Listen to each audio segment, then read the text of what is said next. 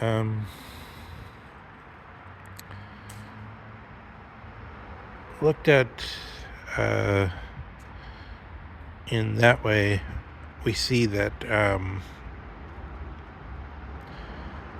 Marxism is something which has been taken into every part of our thinking. So the people that support sciences at all are supporting the view that somehow the material conditions are more reliable and more solid than conditions concerning imagination, concerning speculative thought, concerning um, the human being in some sense directing itself towards goals that it doesn't properly understand, rather than directing itself towards this tree, this squirrel, this thing, this lawn, and etc. Um, so far as there's in the liberal um, civilization, there's a tendency to view the form of doing history as thinking primarily of the physical causes of sustaining that society, and which means often in detail the so-called modes of production, the most advanced kind of production. These terms, which are both in Adam Smith and Marx on the economic level, but on the level of asking the question of which comes first, whether the mind directs itself to some specific goal, so that it seems like intelligence and will choosing to go towards that goal are in play, or whether,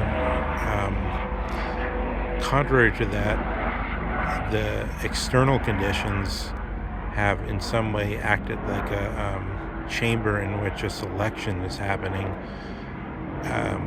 And so those external conditions must be studied as the primary thing. So everybody in the liberal, rich North Atlantic West, every professor, however much at the level of political party dealings, despises Marx because he thinks Marx is connected somehow to Stalin, the short-handed. No matter who you are, you analyze things in this so-called materialist way, and therefore in the way that is like the, as it were, those eyeballs, those mirrors, which have seen Hegel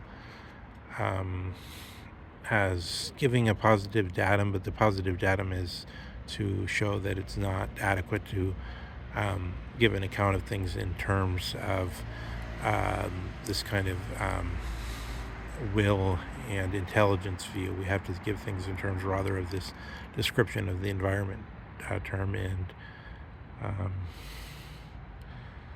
does this thing go? Man ist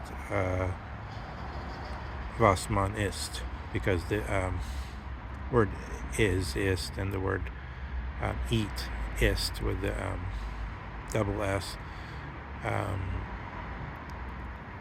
sound about almost the same. So man is what man eats, according to Feuerbach. But Feuerbach was just altering and trying to see what he could do based on taking Hegel's findings seriously, based on using this as a foundation out of which you can then say some other things. So it's like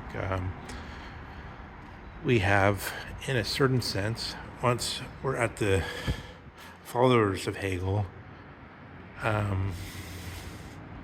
certain kind of inductive view of an eternal space like mathematics, where things can always be brought in, but it's basically happening not in time.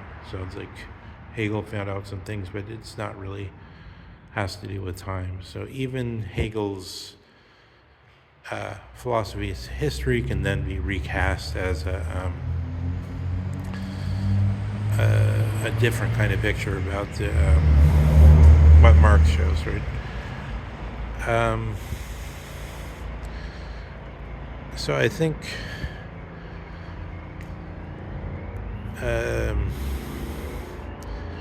this shows a very strange wormholes in the way that things that are totally a matter of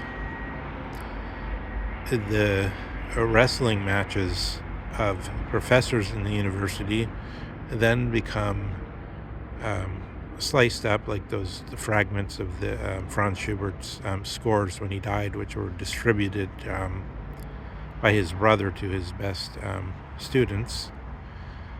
Um, the fragments of these uh, texts fall out into the political sphere like so much, curly parchment, which has that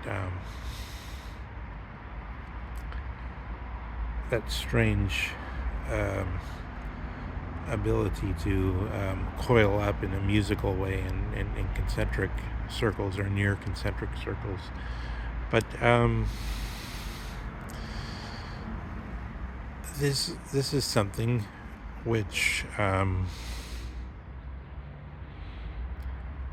if we weren't involved, it would be sort of beguiling and amusing. But since it actually affects our doings in a direct way, is a profound um